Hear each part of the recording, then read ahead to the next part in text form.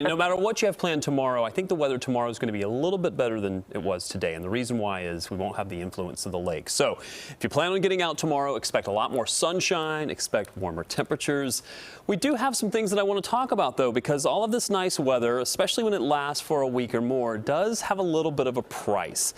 Again, I try not to be a negative Nancy or a realistic Rob, as I like to call myself, but we do have to talk about the possibility that things are going to get exceptionally dry, and we do have some drier conditions, especially in the parts of the maybe the plains here, but a lot of that is going to begin to increase if we don't get a lot of rain, especially when you're talking about a week to 10 days of zero rain in the forecast, and that's what we're looking at.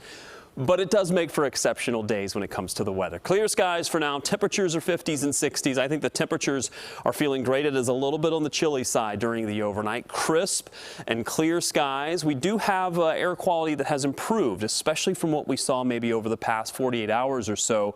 But we will be watching these monitoring sites because I think as we get through tomorrow, especially as into tomorrow night, as the atmosphere settles down and begins to stabilize just a little bit, we'll see more of this wildfire smoke that gets a little bit closer, maybe concentrated near the surface. And we could have some problems with some air quality as we get into Monday, especially Monday morning. So watch for that and keep tuning in. We'll have updates on that as we get more and more data in, how the winds are going to bring in that wildfire smoke. A lot of sunshine expected for tomorrow. I said it would be a little bit warmer. We were right around 70 to 75 today, but the lake was much cooler. Well, you'll have a west wind for a good portion of the day tomorrow until the afternoon. And that may come as a little bit of a surprise if you're going to be out and about because the temperatures will warm up quite nicely. Everyone should be very close to 70 to 80 degrees.